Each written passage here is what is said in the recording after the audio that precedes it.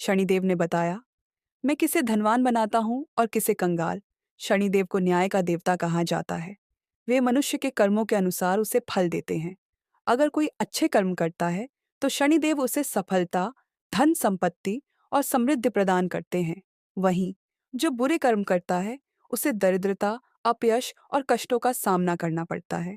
शनिदेव की साढ़े साती और महादशा का प्रभाव राजा और रंक दोनों पर समान रूप से पड़ता है। इस कहानी में हम जानेंगे कि क्या होती है शनिदेव की साढ़े सती। प्राचीन काल की बात है।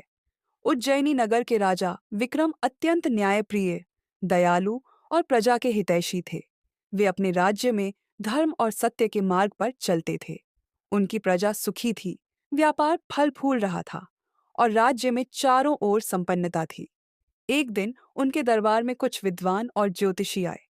उन्होंने बताया कि राजा की कुंडली में शनि की साढ़े साती शुरू होने वाली है, जिससे उन्हें कई कठिनाइयों का सामना करना पड़ेगा। यह सुनकर राजा को आश्चर्य हुआ और उन्होंने सोचा कि क्या सच में ग्रह किसी को धनवान या निर्धन बना सकते हैं। उन्हीं दिनों एक प्रसिद्ध व्यापारी भी दरबार में आया और राजा से कहा, महाराज, मैंने सुना है कि शनिदेव जिसे चाहते हैं उसे धनवान बना देते हैं और जिसे चाहते हैं उसे कंगाल कर देते हैं। क्या यह सत्य है? राजा विक्रम ने उत्तर दिया, मैं स्वयं इस बात की परीक्षा करूंगा। राजा विक्रम ने अपने प्रिय मंत्री को राज्य का कार्यभार सौंपा और एक साधारण वेश धारण करके वन में निकल पड़े।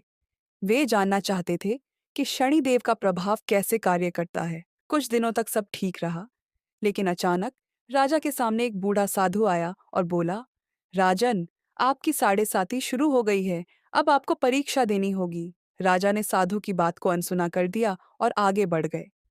थोड़े ही समय में राजा पर संकट आने लगे। घोड़ा खो गया।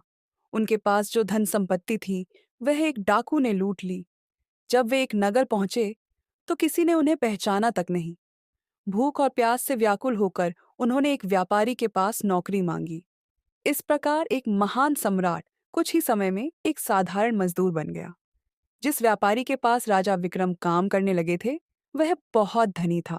उसके पास अपार संपत्ति थी, लेकिन वह अत्यंत लोभी और अहंकारी था। वह गरीबों को दान नहीं करता था और अपने नौकरों से कठोर व्यवहार करता था। राजा विक्रम ने देखा कि व्यापारी शनिदेव का मजाक उड़ाता था। वह कहता था, मुझे कोई भी ग्रह निर्धन नहीं बना सकता। मेरे पास अपार धन है और मैं इसे हमेशा बनाए रखूंगा। राजा विक्रम उसकी इस बात को सुनकर मुस्कुराए और सोचा कि अब शनिदेव स्वयं इसे इसका उत्तर देंगे। शनिदेव का न्याय कुछ ही समय बीता था कि व्यापारी को बड़ा नुकसान होने लगा। उसका सबसे बड़ा जहाज समुद्र में डूब गया। राजा के आदेश पर उसके व्यापार पर कर लगा दिया गया। उसके नौकर उसे छोड़कर जाने लगे। उसका परिवार भी उससे दूर हो गया। कुछ ही महीनों में वह व्यापारी निर्धन हो गया और उसे भी मजदूरी करने के लिए मजबूर होना पड़ा। अब उसे एहसास हुआ कि शनिदेव किसी के साथ अन्याय नहीं करते, वे केवल कर्मों का फल देते हैं। अब राजा विक्रम और वह व्यापारी दोनों मजदूरी कर रहे थे, लेकिन एक महत्वपूर्ण अंतर था। राजा विक्रम अपने कठिन समय में भी धर्म और सत्य के मार्ग पर रहे। वहीं व्यापारी ने लोभ और अहंकार के कारण अपना सारा धन खो दिया।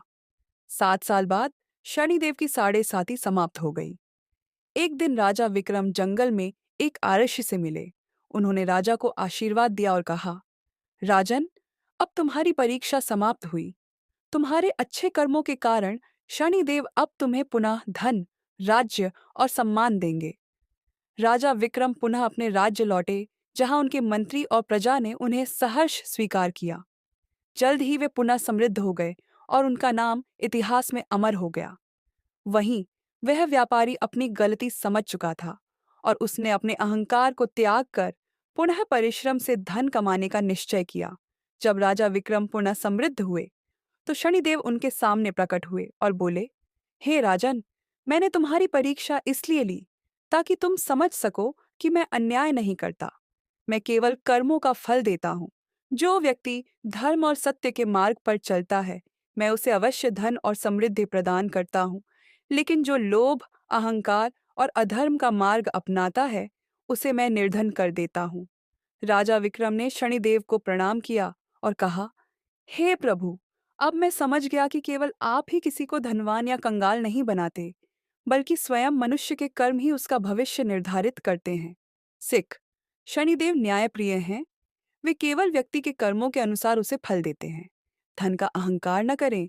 धन हमेशा स्थायी नहीं रहता। इसे सही तरीके से उपयोग करना चाहिए। अच्छे कर्म करें। यदि हम अच्छे कर्म करेंगे तो हमें सफलता और धन अवश्य मिलेगा। धैर्य रखें। कठिन समय में धैर्य रखना चाहिए क्योंकि समय बदलता रहता है।